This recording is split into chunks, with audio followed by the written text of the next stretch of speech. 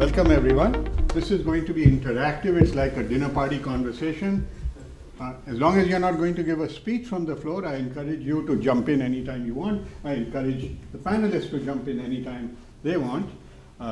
Dr. Reddy is the Consul General of India based in San Francisco. My personal mission is to convince him that LA is much better than San Francisco, so please help me out with that. That's easy. He has been generous with his time in Southern California.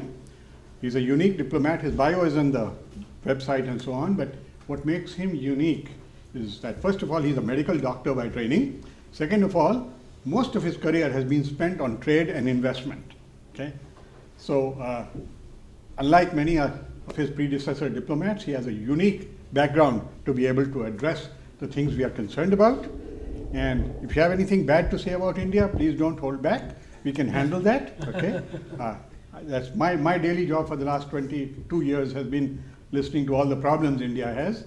There are plenty of opportunities. And your accent, sir, I can tell you perhaps had some British upbringing, right? So we're trying to fix Britain from India, right? India is the largest foreign investor in Britain, and just to make sure we put in our own prime minister there, right? Scotland also has a South Asian leader now, so we are bringing, India rules cricket, as you know, right? Soon India will rule English, so there'll be more English speakers in India. Okay, enough said. I will shut up now. Yeah, thank you, Gunjan ji, Consul General Sone, and distinguished panelists on the podium. Ladies and gentlemen, very good afternoon, namaskar. It is a great privilege for me to participate in this Reddy Exchange Conference, especially with regarding to India-US climate and energy partnership. Like before I go into the climate thing, I would like to inform that India is now the fastest growing large economy in the world. For the last 3 years, India grew more than 7.5%. So India is also expected to grow similarly in the next 3 years. So India is competing with, say, the state of California for the 5th position, 5th economy. So we are now around $3.7 trillion economy real, but in the PPP terms, it is much larger. So India will become third largest economy by 2027. We will be surpassing Japan and Germany, and we are hoping Don't say to. that too loudly. So by 2030, India will be a 7 trillion economy, and the Prime Minister Narendra Modi has given a call to make India a developed country by 2047.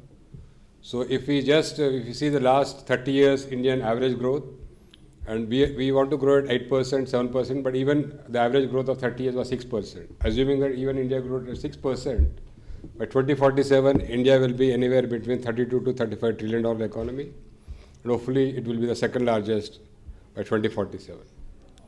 So for that, we see US as a very important partner. Already, US is the largest trading partner of India. In the year 2022, we had a bilateral trade of $192 billion in merchandise trade and services. And US is the third largest investor in India with investment of $63 billion in the last 23 years. And even India has also invested a lot in the US. According to the CIA report, Indian companies have invested $40 billion in US, creating over 450,000 jobs in the US. And even according to the World Trade Center Los Angeles report, that there are 279 Indian-owned companies in the state of California, creating over 8,600 jobs and paying 1.2 billion wages. So this is only purely Indian-owned companies, not the Indian diaspora-owned companies.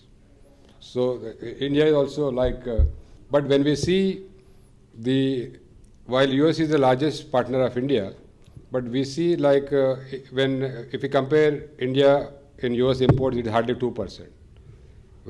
And other important trading partners of US like China, it is at 14%. So we see that we can easily double and treble our partnership, and we target to reach $400 billion trade in the next 5 years. And even for India to grow, we want to balance the carbon emissions and the greenhouse gas emissions. so that Government of India has taken a lot of measures to decouple the carbon intensity of the economy and the economic growth, because we want to sustain the economic growth, because we want to lift a lot of people from poverty and also like become a developed country, at least over 15. Now the per capita income of India is very low. It is $2,500. India is in the still lower middle income category, but by 2047 we would like to make India at least 18 to 20,000 per capita income country. So for that we want to have a balance. We want to at the same time maintain the economic growth and also see how we can also like mitigate and adapt with regarding to the reduction in the greenhouse gases, especially like we in the United Nations framework for Convention on Climate Change, India has said by 2070 India will achieve the target of net zero. So regarding that, I'll just inform you about some of the measures taken by government since the 2015 Paris Agreement and what is the government is doing for a transition in the clean economy, especially with regarding to renewable energy, and how India and US are collaborating both at bilateral level and also multilateral level, especially including partners like Japan. We are collaborating at multilateral level. Like the per capita consumption of energy in India is very low. So we are only consuming 1327 units kilowatt hour in India, while the average world consumption is 3,200 units, and the global consumption is 10,000 units, especially in US and other countries like Japan. So as Indian economy grows, there is a lot demand for energy, especially electricity. So we need to see how we can like generate more electricity from the renewable energy sources, unlike the conventional energy from coal and also gas. So like India, initially when we joined the Paris Agreement, India said we will achieve by 2030 certain things, like we said 40% of our GDP will reduce the intensity, whatever we were doing in 2005. But this thing we have reached very well in advance in the 2019 only we were able to reach 33%. So in 2022 August, India made renewed submissions to the UNFCCC, wherein we have increased our ambition level. So for example, India will now reduce its emission intensity of its GDP by 45% by 2030. Earlier we said only 40%. But now, seeing the good progress in the last 5-6 years, we have increased our ambition level. And also, like we would like to have the 50% of the cumulative renewable energy capacity of the total installed power capacity by 2030. Earlier we said 45%, but we have increased our ambition to 50%. And we also increased our ambition to develop carbon sinks by afforestation. Thereby we hope to add an additional carbon sink of 2.5 to 3 billion tons of carbon dioxide equivalent. And Prime Minister Modi has also launched a mass movement which is called LIFE, which is Lifestyle for Environment. This is a key mass movement, especially where there will be lifestyle changes so that the energy consumption will be less. And we will be hoping to achieve net zero by 2070 with the support from all the partners, including US and Japan. And this is a broad framework under which India will be working. Whatever we have made the nationally determined contribution submission to the UNFCCC, that we will be working for this period until 2030. And already India, in the last, since 2014, when Prime Minister Modi took over as the Prime Minister, he has put a lot of emphasis on the addition of the renewable energy capacity. So we have seen the tremendous growth in the renewable energy capacity. India is now 4th globally in the installed capacity of renewable energy, 4th in wind power capacity, and 5th in solar power capacity. So we have also set a target of reaching 500 gigawatt of non-fossil fuel energy by 2030. Currently, we have close to 200 gigawatt of installed renewable energy capacity, which includes hydro and also nuclear. And we have 82 gigawatt of solar energy, which is hardly, in 2014 we hardly had 5-6 gigawatt, but now we have 82 gigawatt and 46 gigawatt of wind energy. And government has also launched many schemes for adaptation and mitigation in various sectors. especially with regarding to sustainable water management, sustainable agriculture, forest, enterprise, sustainable mobility, housing, and also circular economy and resource efficiency. So that's how, like, for example, even the target which you are given in the transportation sector for the Indian Railways, by 2030, the Indian Railways will be net zero for the railway sector. We hope to reduce the emission by 60 million tons annually. And similarly, India, the government has promoted the LED bulbs, so which has reduced the electricity consumption, especially in the domestic sector, whereby we are saving 40 million tons of carbon emissions annually. And recognizing the contribution of the renewable energy sector, especially to the overall Indian economy transition to a net zero economy. So government is allowing 100% foreign direct investment into the renewable energy sector. And according to the Ernst & Young Renewable Energy Country Attractive Index, India is ranked 6th. And we have received a FDI inflow of over 15 billion in the last 23 years from April 2000. And we are now, India is setting up the largest renewable energy park, which is 30 gigawatt, a 30,000 megawatt single plant in the state of Gujarat, which is a solar wind hybrid project. And also, we offer a lot of investment opportunities in the renewable energy sector. Currently, India, there are projects worth 197 billion open for investment and development. And we are also developing 50 solar parks. And we, not only the onshore wind and solar, we are also trying to develop the offshore wind projects. We want to develop 30 gigawatt of offshore wind energy by 2030. And we also identified 3 potential sites in the offshore, especially in the west coast of India, where there is a huge offshore wind capacity. And Government of India is also giving incentives for companies which are investing in the renewable energy sector. We have this production linked incentive scheme for manufacturing solar panels and advanced cell chemistry batteries, which will be used for the EV vehicles. So we are, the government is giving close to 3 billion worth of incentive, which is like, if you sell in the Indian market, you will get 5% of the sales value as an incentive from the government. And India has a very strong base for the wind energy manufacturing. India is one of the 5 countries which can manufacture all 6 major wind turbine components like nacelles, blades, towers, generators, gearboxes, and bearings. So the cost of manufacturing of wind equipment is very cheap in India, and also quality-wise, we have the top companies in India. And India also recently, a couple of years back, we have launched the National Hydrogen Mission. We would like to produce green hydrogen using the renewable energy available in India. So we have set a target of producing 5 million tons of green hydrogen by using 125 gigawatt of renewable energy. And recently, just March this year, so Government of India has come up with a new electric vehicle policy to attract foreign investment. So we have reduced the duty of vehicles, electric vehicles to be imported in India. The vehicle, if it is over $35,000 US, the duty is reduced to 15%. Otherwise, the duty earlier was 100%.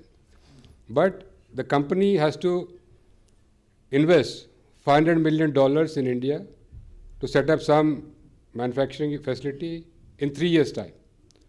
So during this period, they can import the electric vehicles to test the Indian market, to set up the charging infrastructure.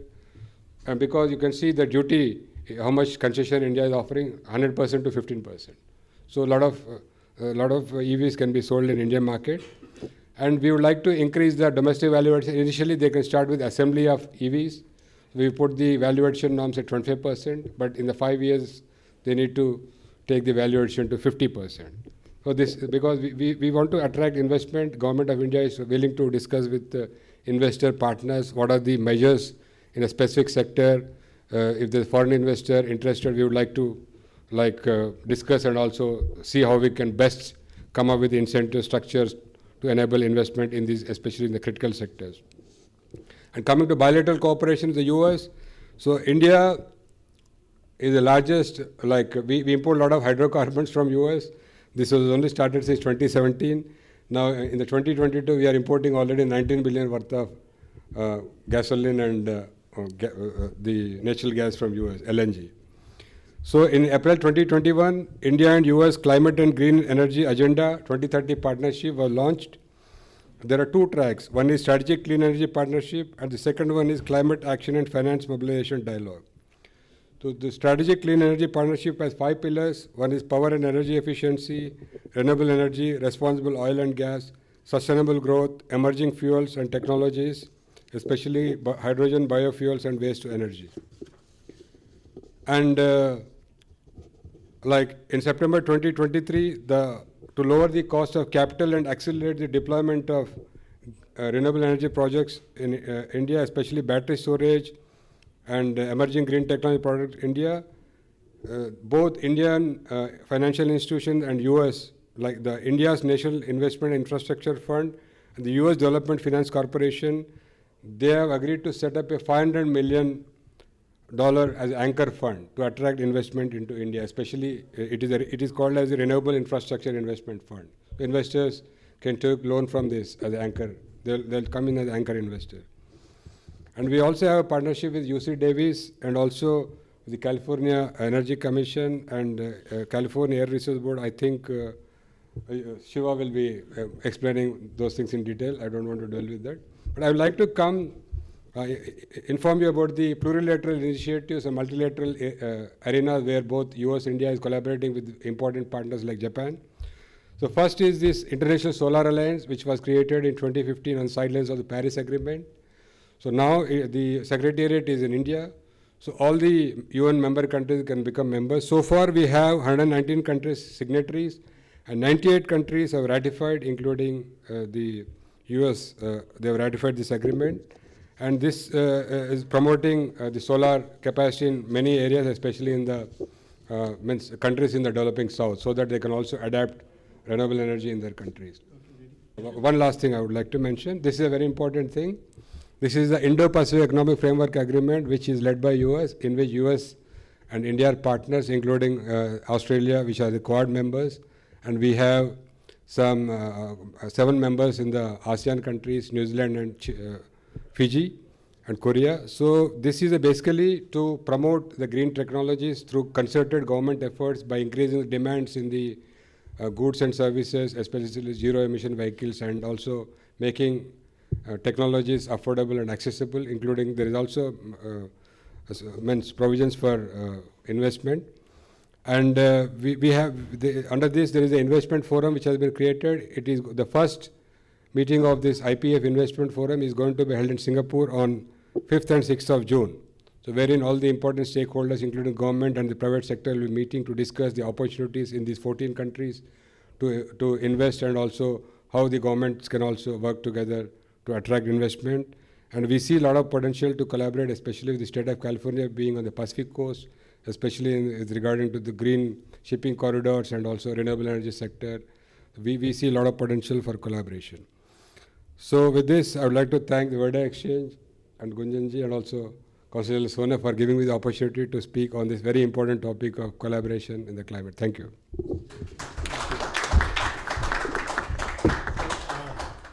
Let me touch on a couple of points that Dr. Reddy brought up, that since he's with the Ministry of External Affairs, he can't be as blunt as I can.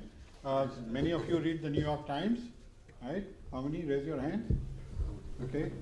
So, unlike what you might read in that newspaper, Indian democracy is live and well. 6 weeks of elections are happening. Nobody is going to challenge whether the election whether the votes were counted correctly. Okay? We worry about democracy in this country. Indian democracy is safe and sound. We criticize India for many things, including all the press you heard about the Adani group, right? I want you to know that the largest renewable energy farm in the world that he referred to is being set up by Gautam Adani. Okay? Large corporate entities have issues in every country. You can look at Korea, you can look at Japan, wherever. India has a few large entities. They are not all perfect, but overall they are doing net good for the country. The previous government had a goal of 20 gigawatts by 2020. Okay? You heard about the numbers, 500 gigawatts by 2030, right? I mean, it's an order of magnitude change, okay? And I want you to be conscious of those things as you think about all the bad news you read about India. Okay, that's the reality of India. There's another great thing we want to share, which Dr. Rosen will talk about, and that's a wonderful collaboration with Southern California and India. And if you can just be brief, so that we can get plenty of questions. All right, great. Well, thank you. Thank you for inviting me. I'm a little bit, I think, a fish out of water in this particular panel, but I do have some exciting news to show you about a mission called the NASA-ISRO Synthetic Aperture Radar Mission, NISAR as we say, or NISAR. It's quite an amazing partnership. It's been over 10 years in the making. I think I first went to India in 2011 to start technical discussions. It wasn't until 2014 or thereabouts when President Obama and Prime Minister Modi had their first meeting together. They were looking for a major partnership to codify, and NISAR was that thing that they made into a reality. So it's a really quite wonderful story. And relevant to this panel, NISAR is designed to meet a number of science requirements in the area of climate, carbon monitoring, which is also related to climate, and natural catastrophes, which often are a result of climate change. So it's a very complex project, both scientifically, programmatically, and technologically. And rather than explaining that to you in detail, I thought I would show you with a video, which is a picture's worth 1,000 words. This has many pictures in it, so it's like 7 million words that I'm going to be showing you here. This is about the launch and deployment of a very complex space mission. It's the first of a kind. We drew it on paper and then built it in partnership with India. The launch vehicle is the GSLV-2 vehicle from India, and the spacecraft is provided by India, the spacecraft bus, and the instrument, which is this large octagonal structure you see here with the boom and reflector that's being deployed. Those are all provided by the US. So you can see everything here is custom built by the US and India specifically for this mission. And that has to be coordinated down to the last screw that goes into the hardware across the Pacific in 2 completely different time zones. So this is a 12-meter, 40-foot diameter reflector built in the US on a 9-meter boom, 2,600-kilogram satellite launched on that launch vehicle. And once it's in orbit, in a polar orbit, it will be making very regular measurements of all the land and ice-covered surfaces of the Earth. So just one quick video to show you the kinds of measurements we can make in an animation. This is a radar instrument, so it pulses energy and receives that energy back and then can interpret the reflectivity of the ground. We make this in image format. So as we fly along, we make an image, we come back 12 days later, make another image, and we can actually, using this radar technique, measure the motion of the ground down to centimeter precision in an image format. So we make essentially 3D movies of the changes of the Earth, changes due to earthquakes, volcanoes. In this particular case, we're measuring the subsidence of the Central Valley of California due to water withdrawal from the Central Valley. And you can see, highly exaggerated, of course, but it's around a meter, 0.7 meters per year of subsidence. Right now, because of all the rain, it's actually going back up again. But in general, the trend is downward. We also measure the ice sheets using the same measurement of displacement technique, which gives us a strong indication of what's happening with the climate. So this is my last slide, I promise. This is a major mission. We measure global biomass by measuring the reflectivity of the surface in image format every 12 days, twice actually, every 12 days. So we can track changes in forest cover, changes in agriculture, down to the acre kind of scale. So we can see these changes and relate it to the carbon cycle and climate change. We measure the ice sheets in Antarctica and Greenland completely, and not just their state, but how they're changing over time, which can feed into models of climate change. And then again, we can measure groundwater. You're actually going up and down. This is Los Angeles Basin, going up and down about this much every year, thanks to water being withdrawn and recharged every year. And we have a very wide host of applications that we can support with this beyond just these science objectives. Since it's a radar, it can see through clouds, and it can see both day and night. It has its own illumination source. So it provides these reliable measurements for monitoring all around the world. We're making global measurements. We have a specific focus in India and in the US, and it's been a really delightful partnership. I've been to India over 30 times now, and even though you can tell from my name I'm not Indian, They give you honorary citizenship. I've already been given honorary citizenship by my colleagues. So. Yeah. Thank you. Well, that's So, again, I can be more controversial than Paul can. So, JPL is one of the most under-recognized assets we have in Southern California. Everything they work on is so miraculous, right? But this miraculous project would not have seen the light of day if it weren't for India. That is true. That's what the enabling means exactly. in that title. Yes, absolutely. India is an equal partner in it, right? When you see the news, which will happen as soon as the American instrument gets fixed and sent back to India, this time India is ahead of the US, by the way. The Indian instrument is ready, right? You will see news about it, and a little plug for my brother who David Abel has met. My brother Pallav is India's leading space journalist. So watch out when that happens. You'll see the name Bagla all over the place, but it won't be me. It'll be Pallav Bagla. I didn't make that connection. Yeah. He interviewed me, actually, just last summer. Okay. We'll save the questions until everybody is done. And Siva just came back from India recently. Would you want to speak from there or up here? Yeah, if it's easier. Sure. Go ahead, please. Yeah, Gunjan, thank you again for organizing this panel. So I'm Siva Gunda, I'm with the California Energy Commission. So I wanted to, there's a lot that the Consul General has covered in terms of India's ambitions. And what I would like to share is the kind of force behind California-India potential partnership coming up next year. So as you all know, the governor has made it, his kind of intent to ensure that there are global collaborations that really push all of us together. And I think in his words, I said yesterday, if you want to go alone, you go alone, you go fast. If you want to, go far, you want to go together.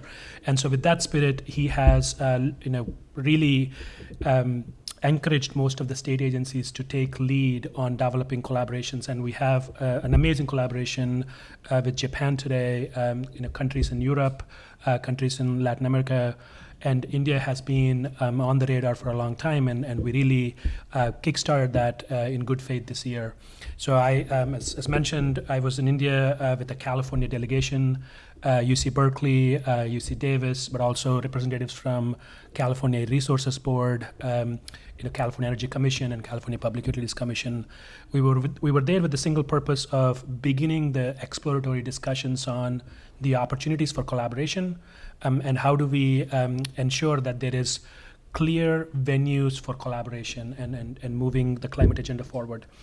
And I think it's important along those lines to think about the motivation that California has in the global collaborations. I think both as a subnational, and much of the innovation and climate leadership happens at subnational levels. A number of states in California and cities in California have taken really great leadership in moving the climate agenda forward.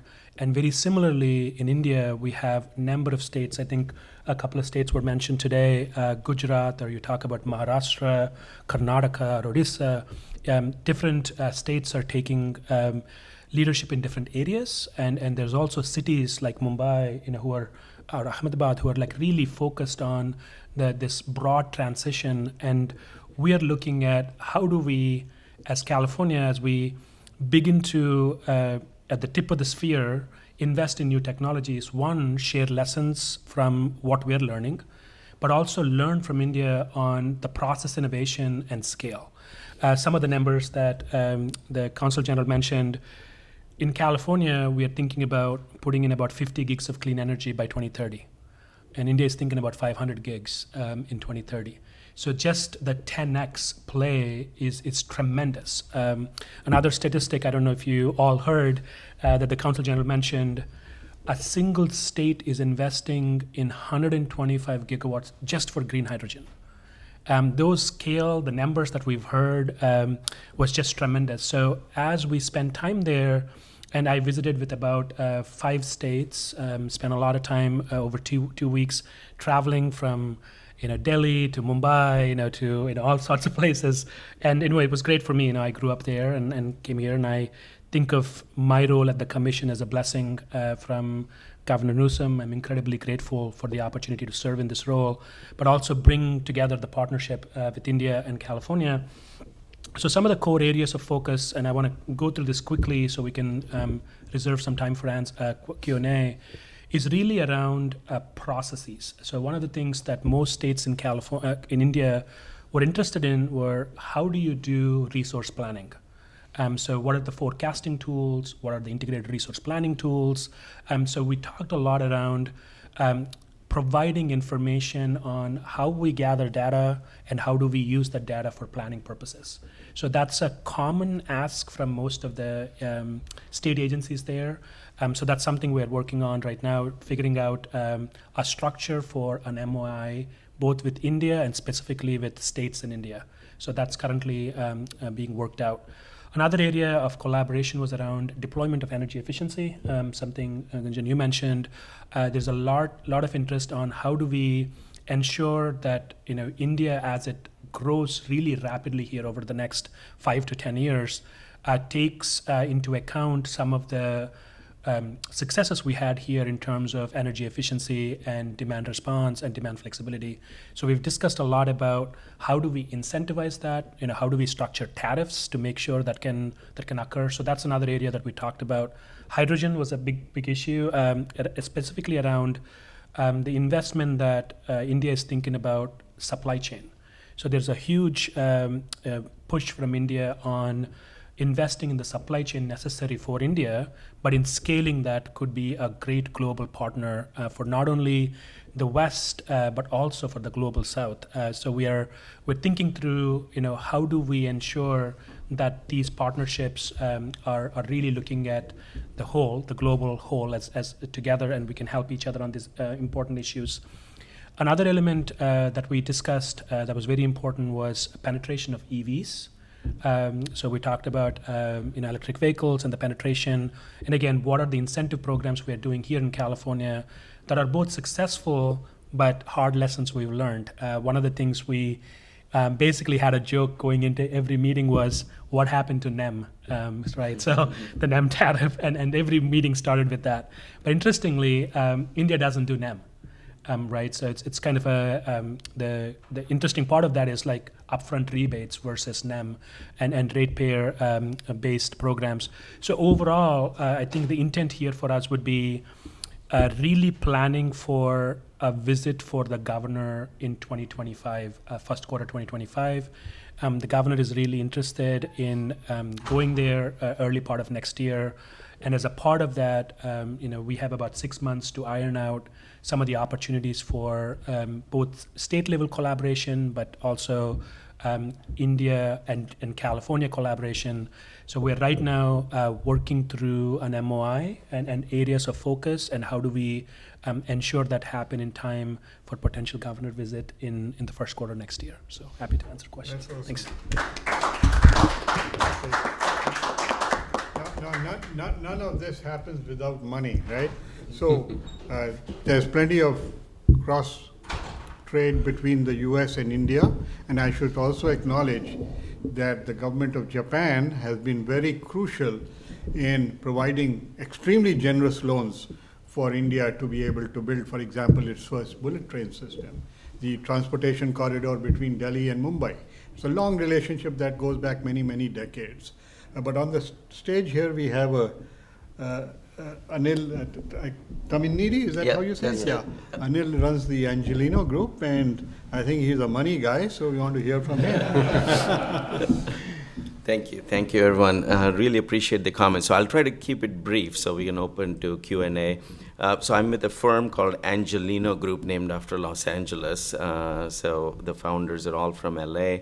And as you probably can tell, I grew up in India and I've been here for about, let me do the quick math here, I think all close to 30 years, and have been investing in clean energy and climate for the last 18 plus years. Angelino Group is a growth equity, venture capital and private equity firm, investing in growth stage companies, having in clean energy and climate since 2001, making us one of the oldest firms with a dedicated focus. Before it was called clean energy or climate or sustainability, we thought about it as next generation energy technologies and resource efficiency. So we're fortunate to be early, but we were too early, so we had to be very patient and see through a few cycles here. To the comments here, I guess all the great stats that were shared, I'm here as a testament to the investors focused on India. We've been, every few years, we'd say, hey, India is a key component to this, and the numbers are large, and we'll do some studies and talk to people, and then we always concluded that it was not yet a growth stage investing, right stage for us. However, in the last year, we decided this is the right place to be investing, right stage to be investing. So we're spending a lot of resources. It also helps that the former mayor of Los Angeles is an ambassador to India, and who's near and dear to all of us here, but also to the clean energy and climate sector. He's a big proponent and has passion for this sector. So, and what we are doing at Angelino Group is establishing relationships with the leading corporates in India. So just in the last couple of weeks, I've spoken with the CEO of Tata Power, CEO of Bajaj, CEO of Godrej, the leaders of, these are all some of the largest companies in India, conglomerates as you know, doing business in different ways. Many of them are focused on India, some of them on international. Almost every single one has a mandate on clean energy and climate and investing huge amount of dollars. Not only from the corporate perspective, but also personally, all these leaders have a personal interest. They believe in this overall challenge all of us face in climate and clean energy. It was really fascinating. The CEO of Tata Power, while they have to invest, and they started cell manufacturing in 1992. Solar cell manufacturing was established in India, partnered with BP in 1992, and they have about 4.5 gigawatts capacity today. However, they're trying to see how can they get up to, you know, support this 500 gigawatts of capacity. So when we talk to them, it's truly encouraging that it comes from a place of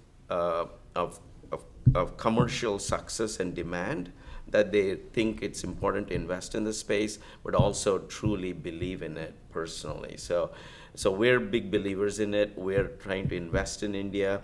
They also want to invest in the US to get access to technologies that they can learn from, what has worked in the past 20 years, what hasn't.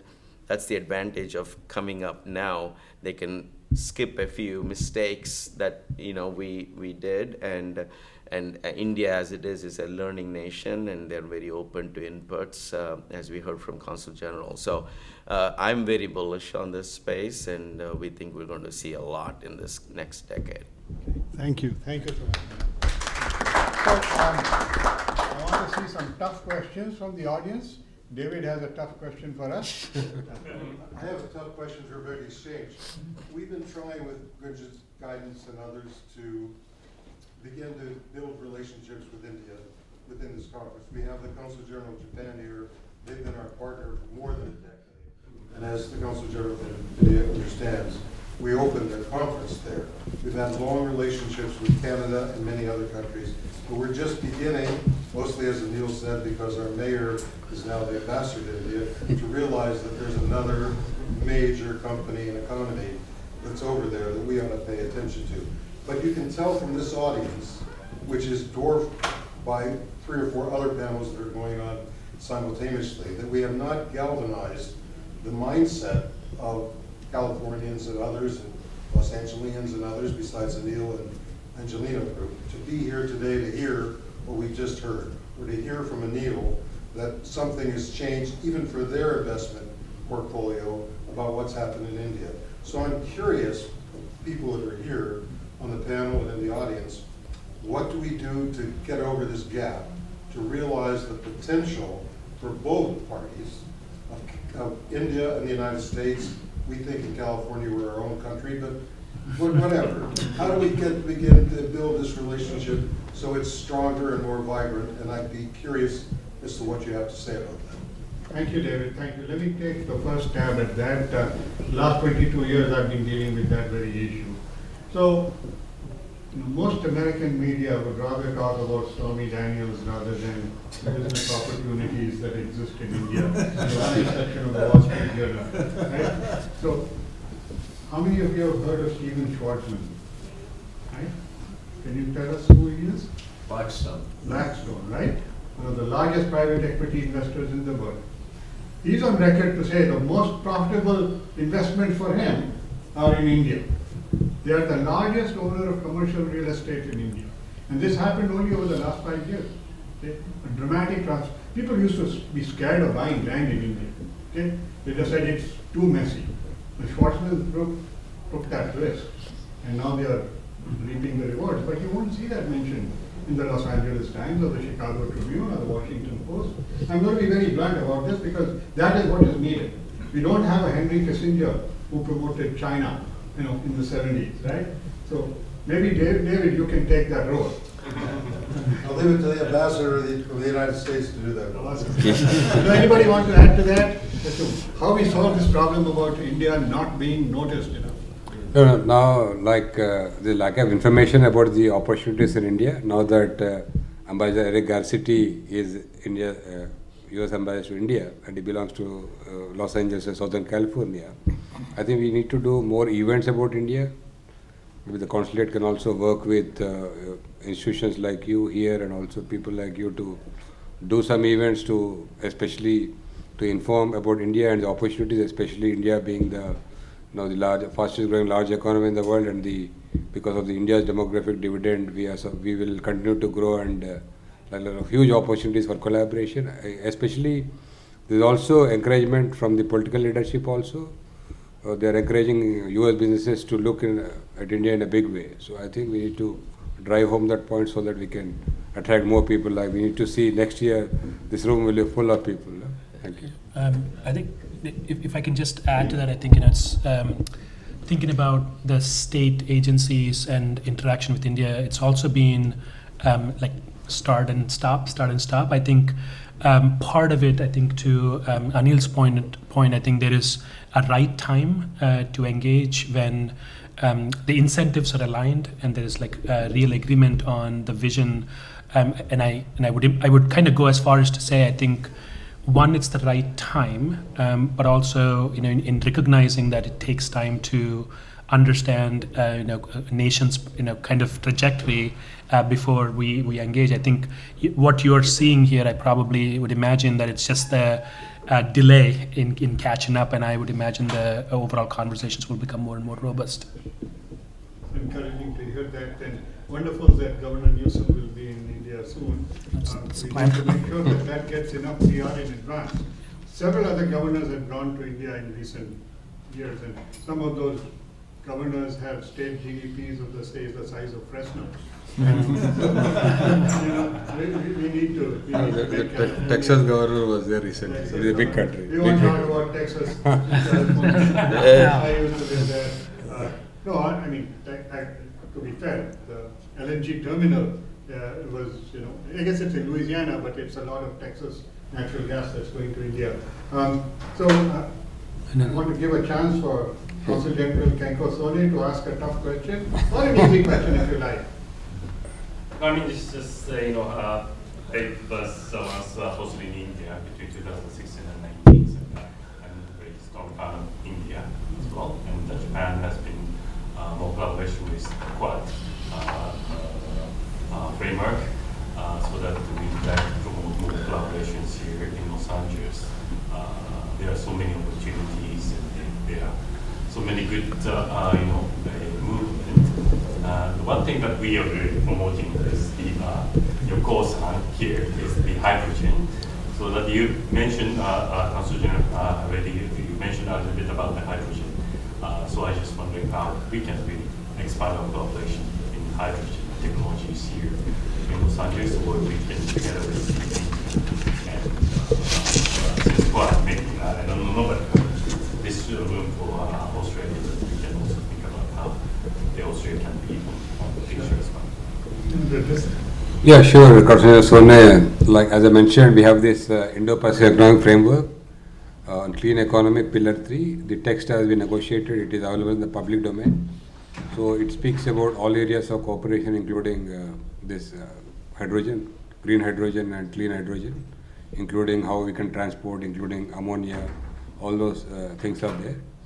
So I think we can see how we can, especially in the California, Southern California, we can see what we can do to increase the collaboration between Japan, California and India in the clean Is there hydrogen. any Indian companies here in California dealing with hydrogen technologies?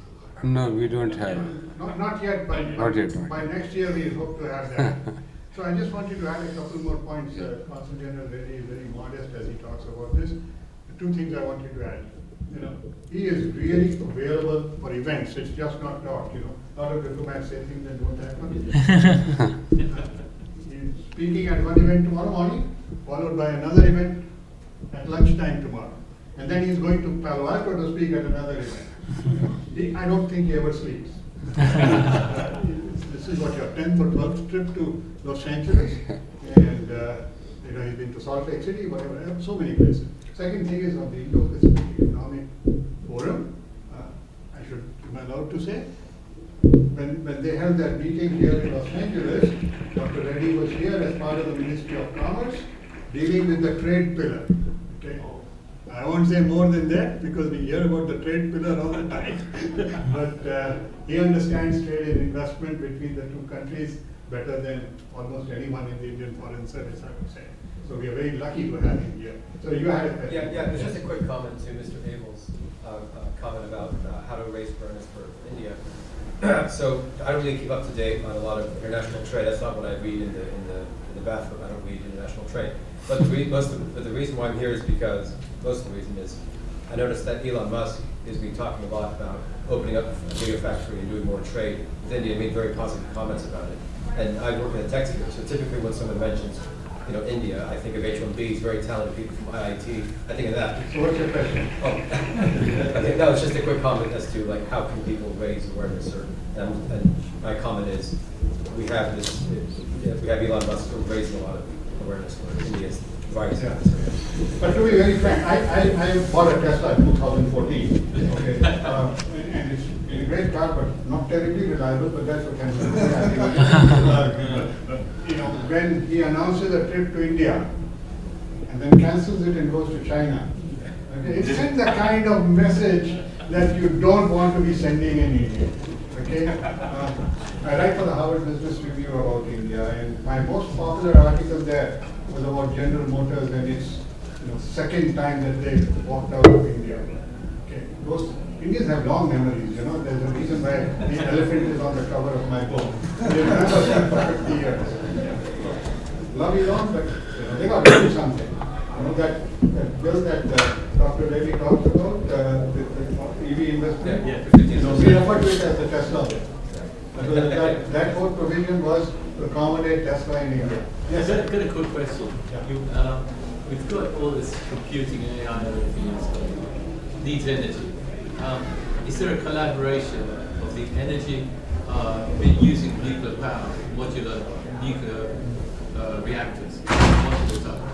So So is there some sort of collaboration between the United States and India in creating these nuclear reactors? I was gonna, as you moved into AI, I was gonna go there. So nuclear was not something we discussed, but the digital innovation in India, and how do we think through both an energy resource deployment through that was a big discussion, but not nuclear. So I'll defer to the Consul. Under this Indo-Pacific Economic Framework, Clean Economy Pillar 3, we have a collaboration for nuclear energy, including this modular reactor, especially the hydrogen, where the research is going on in the US. So, I mean, given the signal that Yeah. we should move this conversation out of this room,